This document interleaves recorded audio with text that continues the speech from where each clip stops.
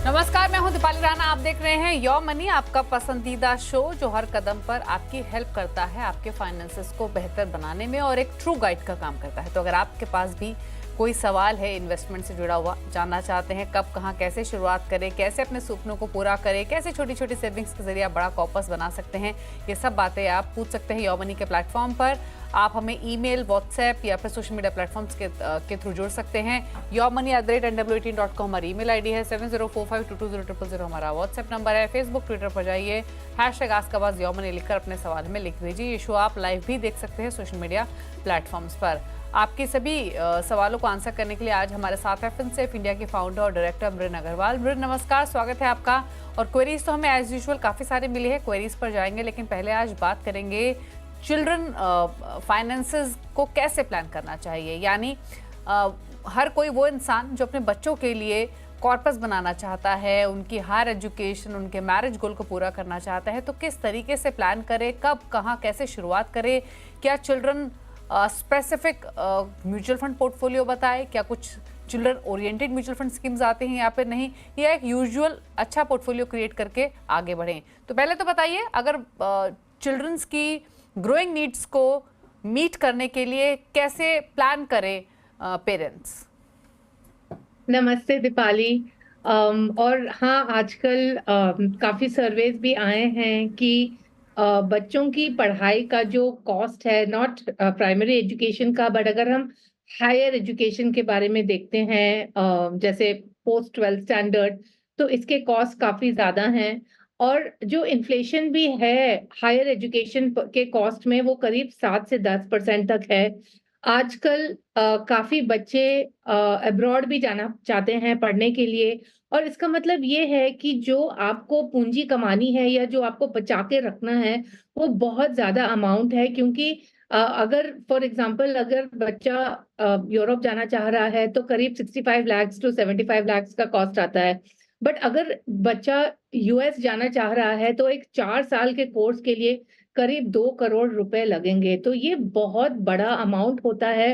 तो बहुत बहुत जरूरी है कि सबसे पहले अ, हमें जो अमाउंट, हम जो कॉर्पस हमें क्रिएट करना है, वो हम बहुत अच्छी तरीके से सोचने हैं। क्योंकि आजकल मैं बहुत देखती हूँ कि मेरे को लोग बोलते हैं कि मेरा बच्चा 15 साल का है और हमने तो 25 लाख के हिसाब से, 20-25 लाख के हिसाब से पैसे जोड़ के रखे हैं, बट अब बच्चे को बाहर जाना है तो उसका तो कॉस्ट बहुत हाई है। अब क्या करें, लोन लें या कुछ जमीन गिरवी रखें या क्या करें। तो सबसे पहले तो आप ये मान के चलिए कि जो आप सोच रहे हैं उससे ज्यादा ही लगेगा। Point number 1। पॉइंट नंबर 2, ये ध्यान में रखिए कि इस पर इन्फ्लेशन है 7 से 10% का। इसका मतलब है कि जो आप ये सेफ इंस्ट्रूमेंट अगर सोच रहे हैं, सुकन्या समृद्धि, या अगर आप कुछ पॉलिसी या आप एफडी या फॉर एग्जांपल पीपीएफ वगैरह सोच रहे हैं, तो ये बिल्कुल चलेगा नहीं। क्योंकि इन्फ्लेशन इतना हाई है इसमें कि you need an instrument that can beat the inflation. So certainly आपको इक्विटी म्यूचुअल फंड की तरफ देखना ही पड़ेगा, इक्विटी या बैलेंस म्यूचुअल फंड की तरफ आपको देखना ही पड़ेगा। एंड आपने चिल्ड्रंस ओरिएंटेड फंड्स के बारे में बात कही, तो म्यूचुअल फंड्स में सोल्यूशन ओरिएंटेड फंड्स होते हैं, जिसमें एक फंड जो है वो है चिल्ड्रंस ओरिएंटेड फंड। तो इसमें टिपिकली 5 साल का लॉक इन रहता है। एंड जो ज्यादातर फंड्स मैं देख रही हूँ उसमें करीब 65 to 75% इक्विटी रहता है, और बाकी का अमाउंट बेसिकली बॉन्ड्स या डेट में रहता है। राइट। तो अगर हम आपका जो एक और सवाल था वो ये था कि इन फंड्स में निवेश करें या रेगुलर फंड्स में करें। तो अगर हम एक्चुअली परफॉर्मेंस देखते हैं ना, तो मैंने जो रोलिंग रिटर्न्स का आपको डेटा भी भेजा है मैंने, कि जो रोलिंग रिटर्न्स अगर हम देख रहे हैं तो थोड़ा अंडर परफॉर्मेंस है। वो इसीलिए है, फॉर एग्जांपल अगर हम निफ्टी 50 के अगेंस्ट कंपेयर कर रहे हैं तो अंडर परफॉर्मेंस है क्योंकि इसमें डेट एलोकेशन है। बट इवन विद इन, अगर आप बैलेंस फंड के साथ भी कंपेयर कर रहे हैं तो थोड़ा अंडर परफॉर्मेंस है। तो मैं ये कहूंगी कि जो आप इक्विटी में निवेश कर रहे हैं वो आप म्यूचुअल फंड के थ्रू, आप एक सिंपल निफ्टी 50 फंड या फ्लेक्सी कैप फंड के जरिए आप ये कॉर्पस अपना बढ़ा सकते हैं। और बना सकते हैं। और अगर आपका होल्डिंग पीरियड लॉन्ग टर्म का है, मतलब 10 साल से ऊपर का है, तो लेट्स से अगर अभी बच्चा 5 साल का है या 7 साल का बच्चा है, तो आपके पास 10 से 15 साल का अगर होल्डिंग पीरियड है, तो आप मिड कैप और स्मॉल कैप में भी निवेश करने का सोच सकते हैं। चलिए, तो इस डिस्कशन को थोड़ा सा और आसान बना देते हैं और ब्रिन से पूछ लेते हैं अलग अलग टाइम होराइजन्स के हिसाब से आप कैसे प्लानिंग कर सकते हैं। तो ब्रिन, अगर 10 साल, 15 साल, 20 साल या फिर 25 साल की स्ट्रैटेजी हो पेरेंट्स की, हमने 4 ये सबसे कॉमन स्ट्रैटेजीज पिक की हैं, तो किस तरीके का पोर्टफोलियो वो क्रिएट करें, क्या चॉइसेस रहेगी अलग अलग टाइम पीरियड के हिसाब से? देखिए, जो भी लॉन्ग टर्म का है, जो भी 15 साल के ऊपर का है, दो चीजें हैं इसमें। एक तो ये तय है कि आपको इक्विटी में जरूर निवेश करना है। दूसरा ये है, आप अपने रिस्क के हिसाब से डिसाइड कर सकते हैं कि आप या तो आप फ्लेक्सी कैप और निफ्टी 50 में इन्वेस्ट कीजिए, या आप स्मॉल कैप, मिड कैप, मतलब large cap, small cap, mid cap, तीनों में कर सकते हैं। अब आप क्या परसेंटेज करेंगे, ये आपके ऊपर डिपेंडेंट है कि आप कितना रिस्क लेना चाहते हैं। बट यस, मैं फिर से कहूंगी कि अगर आपका लॉन्ग टर्म का पीरियड है, 15 या 25 साल का पीरियड है, सर्टेनली ज्यादा amount mid cap, small cap में डाल सकते हैं। और अगर आपका 10 से 15 साल का पीरियड है, देन आई विल से कि फ्लेक्सी कैप स्ट्रेटेजी अच्छी रहेगी, और थोड़ा स्प्लिट कर दीजिए, थोड़ा सा mid cap, flexi, mainly flexi cap, Nifty 50 and some amount of mid cap. अच्छा, इसमें मैं एक और कहना चाहूंगी, क्योंकि ज्यादातर लोग जो होते हैं उनको थोड़ा बाद में रियलाइज होता है कि जो अभी तक बचा के रखा है वो काफी नहीं होने वाला है। तो फॉर एग्जाम्पल, अगर आपके पास बस 5 साल का समय है या उससे कम, जैसे 3 से 5 साल का समय है, तो मैं यही कहूंगी कि थोड़ा सा आप बैलेंस एडवांटेज फंड में डाल सकते हैं। बट जो ज्यादा अमाउंट है वो आपको डेट फंड में ही डालना पड़ेगा। और आजकल जैसे हम देख रहे हैं, क्योंकि पिछले 4 साल से इक्विटी मार्केट का प्रदर्शन भी अच्छा रहा है, तो काफी लोग ज्यादा रिस्क ले रहे हैं शॉर्ट टर्म के लिए, and without understanding the implication. So अगर आपके पास 3 से 5 साल ही है, आई विल सजेस्ट कि आप डेट में ही ज्यादा डालिए। और अगर आपके पास 5 साल है, तो थोड़ा अमाउंट आप बैलेंस एडवांटेज फंड में डालने की सोच सकते हैं। ओके, चलिए, तो ये रही आपके लिए स्ट्रैटेजीज अपने बच्चों की प्लानिंग के हिसाब से, अलग अलग टाइम होराइजन के हिसाब से। अब बात करते हैं सवाल जवाब के। उमेश हैं कोलकाता से हमारे साथ। उमेश जी, नमस्कार, बताइए क्या सवाल है आपका? नमस्कार सर। नमस्कार मैडम। बोल रहा हूँ क्या, ये जो मेरा अभी 14,000 का SIP चल रहा है, ठीक है, तो मेरा ये है 20 इयर्स का इन्वेस्टमेंट में जो प्लान है। अभी 3 लाख का लमसम इन्वेस्ट करना चाह रहा हूँ, तो जो प्लान हम मेरा चल रहा है उसमें इन्वेस्ट करूँ, क्योंकि ना अलग अलग से कोई फंड करूँ, चूज करूँ, ये मेरा सवाल है। ओके, ठीक है, तो पूछ लेते हैं आपकी इस स्ट्रैटेजी को। बताइए, 14,000 की SIP चल रही है, 4 करोड़ का टारगेट है इनका 20 इयर्स में। क्या सजेशन रहेगा? इनके एग्जिस्टिंग फंड्स आपके पास हैं ब्रेन ऑलरेडी, लगभग इन्होंने 8 फंड्स रखे हुए हैं, क्या सजेशन? तो पहले तो इनको 4 करोड़ चाहिए 20 साल के बाद। अच्छा, तो अगर हम 6% के हिसाब से इन्फ्लेशन लगाते हैं, और इन्फ्लेशन तो लगाना जरूरी है, क्योंकि जो 4 करोड़ अभी का वैल्यू है वो 20 साल के बाद 4 करोड़ नहीं रहेगा, वो बढ़ के 13 करोड़ हो जाएगा। तो इसके लिए करीब आपको महीने में 1 लाख रुपए इन्वेस्ट करना पड़ेगा, राइट? तो ये तो रही कितना अमाउंट हमें डालना है। अब दूसरा, आपके जो फंड्स हैं, मैं ये कहूंगी कि जो भी लमसम है वो एग्जिस्टिंग फंड्स में ही डालिए, क्योंकि आपके पास ऑलरेडी 8 फंड हैं पोर्टफोलियो में। ज्यादातर आपको, मतलब 5 से 6 फंड काफी हैं पोर्टफोलियो में, इससे ज्यादा की जरूरत नहीं है। तो ऑलरेडी आपके पास 8 फंड्स हैं, तो मैं यही कहूंगी कि जो भी लमसम आपका रहेगा, आप इन्हीं में ही एडिशनल इन्वेस्टमेंट कीजिए। अब जो आपके फंड्स हैं, राइट, सो जो ये टाटा स्मॉल कैप और ये जो Mahindra Manu life mid cap वाले जो फंड हैं, इनमें आप थोड़ा कंसोलिडेट कर सकते हैं, क्योंकि एक्चुअली आपको 8 फंड्स की जरूरत नहीं है पोर्टफोलियो में, 6 फंड्स काफी हैं। तो अपने रिस्क के हिसाब से जो ये अमाउंट्स हैं आप रीएलोकेट कर सकते हैं। जैसे स्मॉल कैप का ऑलरेडी आपके पास क्वांट स्मॉल कैप है, एक्सिस स्मॉल कैप है, उसमें ही बढ़ा दीजिए। और जो मिड कैप निकलेगा उसमें ऑलरेडी आपके पास एचडीएफसी मिड कैप है, तो आप उसमें बढ़ाने की सोच सकते हैं।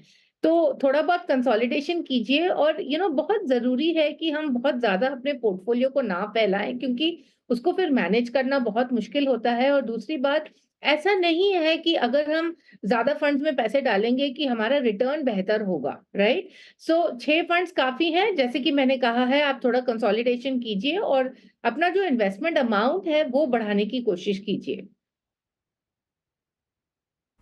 ठीक है, चलिए 30 सजेशन दिया गया है आपके लिए, उस हिसाब से आप चेंजेस कीजिए। अगले कॉलर से बात करते हैं। सोमेंद्र हमारे साथ हैं अब ओडिशा से। सोमेंद्र जी नमस्कार, बताइए क्या सवाल है आपका? नमस्कार मैडम। मैडम मेरा ये सवाल है कि मैंने एक्चुअली नमस्ते। 2.5 लाख का 2022 में कुछ फंड में डाला था पैसा। कैनरा रोबो का स्मॉल कैप में 85,000, टाटा डिजिटल में 84,000 and axis growth opportunity fund में 80,000, जो कि अप्रिशिएट होके 4.43 लाख का अभी बन गया है पोर्टफोलियो। अभी मैं और एक 12 लाख का लमसम करना चाहता हूँ। मेरा टारगेट है 20 साल में 10 करोड़ का, और हर महीना 12,000 का SIP करना चाहता हूँ। तो क्या ये अचीवेबल है? अगर कुछ चेंजेस करना है तो मेरे पोर्टफोलियो में थोड़ा मैडम मेरे को सजेस्ट करें। ओके, तो इन्वेस्टमेंट्स भी इनकी लमसम जो हैं वो कैनरा रोबो का small cap, Tata digital axis growth में है, एक SIP चल रही है, और जो उन्होंने बताया एडिशनल इन्वेस्टमेंट करना चाहते हैं, तो क्या सजेशन रहेगा आपके हिसाब से? तो सबसे पहले तो अगेन आपका जो इन्वेस्टमेंट अमाउंट करना है वो आपको ज्यादा करना पड़ेगा। करीब जो आपका गोल के हिसाब से जो आपने लिखा है उसके हिसाब से करीब आपको 3 लाख पर मंथ इन्वेस्ट करना पड़ेगा, और this is taking into account जो आपका ऑलरेडी 4,43,000 का जो इन्वेस्टमेंट है। देखिए, आजकल ना मैं काफी देख रही हूँ कि काफी वीडियोस रील्स वगैरह आती हैं जिसमें लोग कह रहे हैं कि 20 साल के लिए इतना इन्वेस्ट कीजिए और 200 करोड़ हो जाएगा। उसमें क्या है ना, जो रिटर्न्स सब लोग लेके चल रहे हैं वो बहुत हाई हैं, वो करीब 30% के हैं। अब पिछले 5 साल में स्मॉल कैप ने जरूर 30% का रिटर्न दिया है, बट इसका ये नहीं मतलब है कि ये 30% हर साल के लिए देगा अगले 30 साल के लिए, राइट? सो एवरेज जो हम हर समय रिटर्न लेते हैं is between 10 and 12%। And always remember कि जब भी मतलब किसी भी डायरेक्शन में जब मार्केट जाता है, अगर बहुत एक तरफा जा रहा है, it always reverts to the mean, right? So number one, what is important is कि जो हम अमाउंट इन्वेस्ट कर रहे हैं वो भी, I mean that also needs to be a good amount, right? Now आपके जो फंड्स हैं, what I will suggest is कि ये जो आपको 12,000 की जो SIP आपको जो शुरू करनी है, I will suggest that you do Parag Parikh Flexi Cap Fund and you do Mire Mid Cap Fund, right? Or you can add to Motilal Mid Cap. एक फंड है आपके पोर्टफोलियो में जिससे मैं सहमत नहीं हूं, और वो है टाटा डिजिटल फंड। वो इसीलिए कि I am not in favour of any thematic funds, क्योंकि थीमेटिक फंड्स में क्या होता है कि कभी कभी वो थीम चलती है, फिर वो अच्छा नहीं करती है, फिर वो चल जाती है। और जो थीम के जो हाई कन्विक्शन स्टॉक्स होते हैं वो वैसे भी आपको ब्रॉड बेस्ड फंड्स में होते हैं, तो आपको ये कॉन्सेंट्रेटेड एक्सपोजर लेने की जरूरत नहीं है। व्हाट इज वेरी इंपॉर्टेंट, एक बात जो बहुत अच्छी है कि आप बहुत क्लियर हैं आपका गोल कितना है, और आपने गोल भी अच्छी तरीके से एस्टिमेट किया है फाइनेंशियल फ्रीडम के हिसाब से, और आपके पास टाइम पीरियड भी अच्छा है। अब आपको क्या चाहिए कि आपको 2-3 बहुत अच्छे फंड्स चाहिए सिप के लिए, और दूसरा इन सब में आपको बस बने रहना है। तो Canara Robeco small cap, Axis growth opportunities, Motilal Oswal mid cap, you can remain invested. जो SIP शुरू कर रहे हैं उसमें पराग पारिक कर लीजिए, एक निफ्टी 50 इंडेक्स फंड कर लीजिए, और ये मोतीलाल ओसवाल का ही मिड कैप में एडिशनल अमाउंट कर दीजिए। अगला सवाल हमें ईमेल के थ्रू भेजा है। राजेश ने गुजरात से, 41 साल उम्र है, मंथली निवेश कर रहे हैं 5500 रुपये प्रति महीना, 10 से 12 साल का इनका टाइम होराइजन है। और जानना चाहते हैं 12 साल में कितना कॉर्पस इकट्ठा कर लेंगे। एग्जिस्टिंग फंड्स में बता दूं इनके, तो इनके पास Motilal Oswal mid cap 1000 per month, HDFC small cap 1500 per month, Nippon India small cap 1500 per month, इसके अलावा ICICI blue chip, SBI large mid cap, Nippon India multi cap में 500 ईच है, और लमसम इन्वेस्टमेंट 25,000 का है मोतीलाल ओसवाल मिड कैप में। बताइए इनके लिए सजेशंस। तो पहले तो अभी आपने अपना SIP शुरू किया है, अभी ही आपको सवाल आ गया है कि आपने सही किया है कि नहीं। सबसे पहले आपके पास 6 फंड हैं, तो अब बस इतने ही रखिएगा, इससे ज्यादा नहीं बढ़ाइएगा, ठीक है। तो आपका पहला क्वेश्चन है कि जो आपका SIP है वो कितना ग्रो हो जाएगा, तो करीब 20 लाख तक बढ़ जाएगा ये 10 साल में। अब जो आपके पास फंड्स हैं, HDFC small cap, Nippon India small cap, Motilal Oswal mid cap, there is nothing to be done. But जो आपके बाकी के 3 जो फंड हैं, which is SBI large and mid cap, Nippon India multi cap and ICICI blue chip fund, इसमें बहुत ज्यादा overlap of stocks है। तो इसका मतलब ये है कि करीब आई थिंक 30 या 50% का मैंने देखा था ओवरलैप है between all the funds, which means कि सेम स्टॉक्स हैं। तो ये 3 फंड होने से एक्चुअली आपको डाइवर्सिफिकेशन नहीं मिल रहा है। So what I will suggest is कि जो आपका SBI large and mid cap and ICICI blue chip है, उसको आप कंसोलिडेट करके निपॉन इंडिया मल्टी कैप में डाल दीजिए। अब मल्टी कैप में क्या होता है, they have large cap, mid cap and small cap, तो एक ही फंड में आपको पूरा एक्सपोजर मिल जाएगा। And hence I am suggesting that instead of having again a large cap fund, large and mid cap, you can just combine all of these and put it in the multi cap fund. Okay, चलिए, तो ये रही रणनीति आपके portfolio को लेकर, और कितना एक्यूमुलेट कर पाएंगे उसके बारे में भी आपको जानकारी दी। कुछ फंड्स आपको इधर उधर करने हैं, SBI large mid cap, ICICI blue chip से निकलने की सलाह है, निपॉन इंडिया मल्टी कैप में आप अपना एक्सपोजर इंक्रीज कर सकते हैं। चलिए रुक रहे हैं, इसके साथ एक ब्रेक ले, ब्रेक के उस पर कुछ और क्वेश्चंस को लेंगे। मृण हमारे साथ बनी हुई, चल वापस आते हैं।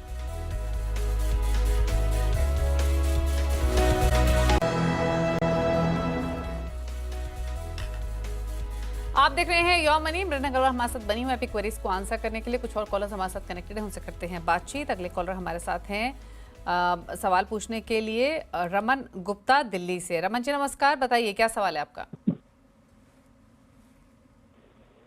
हेलो रमन, सवाल पूछिए प्लीज अपना।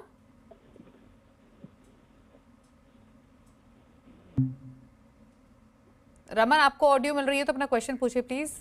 चलिए, इनकी फोन लाइन डिस्कनेक्ट हो गई है, इनकेस वो कनेक्ट होते हैं तो उनसे बातचीत करेंगे। तब तक मृण मैं डिटेल्स आपके साथ शेयर कर देती हूँ। अपनी डॉटर के लिए इन्वेस्टमेंट करना चाहते हैं, 2 साल की इनकी डॉटर है और 15 to 16 ईयर्स का ये होराइजन लेकर चल रहे हैं। ETF के बारे में डिटेल्स समझना चाहते हैं कि क्या ETF में निवेश इनको करना चाहिए, अगर हाँ तो कौन से ETFs इनके लिए बेटर रहेंगे, और ETFs में अगर ये इन्वेस्टमेंट करते हैं तो उसके क्या फ़ायदे इनको हो सकते हैं। तो बेसिकली एक अच्छा क्वेश्चन है, हमारे बाकी व्यूअर्स को भी नॉलेज मिलेगी। तो पहले तो मैंने ये बताइए कि ETFs होते क्या हैं, कितने प्रकार के ETFs होते हैं, कौन से कैटेगरी ऑफ इन्वेस्टर्स को ये सूट करेंगे, और चॉइसेस क्या होनी चाहिए इस कैटेगरी में। बिल्कुल, तो ETF stands for exchange traded fund. तो ऐसा है कि म्यूचुअल फंड्स में आपके पास एक्टिव फंड्स हैं, जिसमें एक फंड मैनेजर रहते हैं एंड वो अपने टीम के साथ डिसाइड करते हैं कि कौन से स्टॉक्स में उनको एक्सपोजर लेना है। फिर एक और कैटेगरी है म्यूचुअल फंड्स की, which is known as passively managed funds, in which they are just mirroring a index. तो जैसे आपका निफ्टी 50 इंडेक्स हो गया या सेंसेक्स हो गया, जो स्टॉक्स उस इंडेक्स में हैं, जिस परसेंटेज के हिसाब से हैं, वो फंड में उसको मिरर करेंगे, right. Now that is known as passive investing. Now passive investing के फायदा क्या है कि रिस्क तो उतना ही रहेगा। अगर मार्केट गिरेगा तो ETF भी गिरेगा, मतलब पैसिव फंड भी गिरेगा। अगर मार्केट बढ़ेगा तो पैसिव फंड भी बढ़ेगा।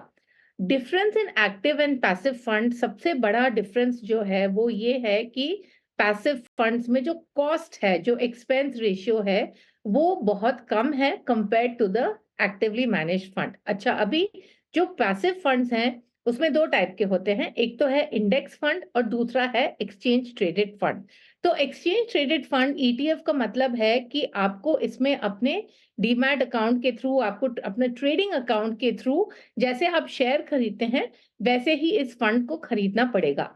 अच्छा, अगर आप डीमैट के थ्रू नहीं खरीदना चाह रहे हैं, अगर लेट्स से आपके पास शायद डीमैट अकाउंट नहीं है या आप इस मोड से खरीदना नहीं चाहते हैं, तो आपके पास ऑप्शन है कि आप इंडेक्स फंड के जरिए कर सकते हैं। सो इंडेक्स फंड में आप फंड हाउस से डायरेक्टली मतलब फंड हाउस के साथ डायरेक्टली इन्वेस्ट कर रहे हैं, जैसे आप किसी भी और दूसरे फंड में करते हैं, right? So the difference is कि ईटीएफ का जो बेनिफिट है वो ये है कि ये बहुत ही लो कॉस्ट है। ये म्यूचुअल फंड कैटेगरीज में सबसे लो कॉस्ट जो रहेगा वो ईटीएफ ही रहेगा। बट इसका ये मतलब नहीं है कि इसमें कुछ एक्स्ट्रा सेफ्टी है या इसका प्रदर्शन हर समय बेहतर रहेगा, right? It is only cheaper.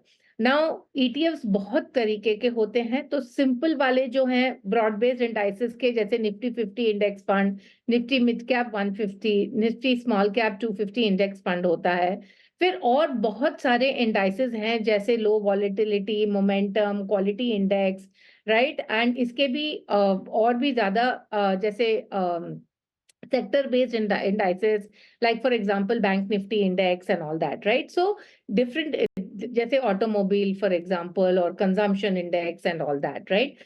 So what I will suggest is कि हर समय broad based indices में रहना चाहिए, right? Again sector and thematic is not recommended.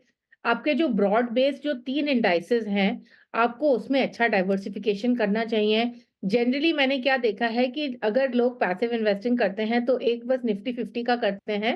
What is required is a good amount invested across all the 3 indices to give you a good diversification. So Nifty 50 index fund आप कर सकते हैं, Nifty mid cap 150 index fund कर सकते हैं, and Nifty small cap 250 index का भी आप कर सकते हैं।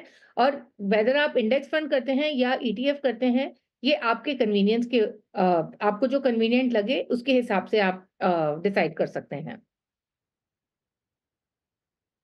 अच्छा अमरीन, एक चीज बताइए, आपने कैटेगरी ऑफ ईटीएफ से बताया और बताया कि किन ईटीएफ्स को रखना चाहिए पोर्टफोलियो में। थीमेटिक ईटीएफ से डेफिनेटली बचना चाहिए, वो हम फंड्स के बारे में बात करते हैं। तो अगर कोई पोर्टफोलियो क्रिएट कर रहा है तो एक ईटीएफ की कैटेगरी रख सकता है, बाकी फिर फंड्स में एक्सपोजर ले, मतलब क्या ये पूरा पोर्टफोलियो ईटीएफ को बना सकते हैं या फिर सिर्फ एक सर्टेन पोर्शन ही अपनी सेविंग्स का डिप्लॉय करें ईटीएफ्स में? देखिए, मेरा तो यही सजेशन रहेगा कि हमें एक ही स्ट्रैटेजी में नहीं जाना चाहिए। सो आई विल ऑलवेज से कि good mix of active and passive funds is always a good idea. And in this मेरा रिकमेंडेशन रहेगा एक निफ्टी 50 इंडेक्स फंड, एक actively manage flexi cap fund and एक एक्टिवली मैनेज मिड या small cap fund. मैं तो यही कहूंगी। बट अगर आप बस पैसिव करना चाह रहे हैं तो उसमें as I said large, mid, small cap तीनों इंडाइसेस में आपको निवेश करना है। ओके, चलिए, तो ये रही आपके लिए रणनीति। ईटीएफ्स के बारे में तमाम डिटेल्स मृन ने शेयर की हैं। अब बात करते हैं मृन के टॉप 4 फंड्स की। मृन बताइए, आपके टॉप 4 फंड्स कौन से हैं? So, Parag Parikh Flexi Cap Fund, ICICI Prudential Nifty 50 Index Fund, Kotak Emerging Equity Fund, and ICICI Short Duration Debt Fund.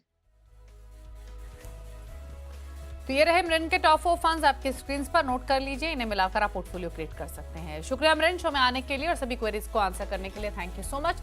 इसी के साथ योर मनी में तो इतना ही। ब्रेक के बाद भी खबरें जारी है CNBC आवाज पर। नमस्कार।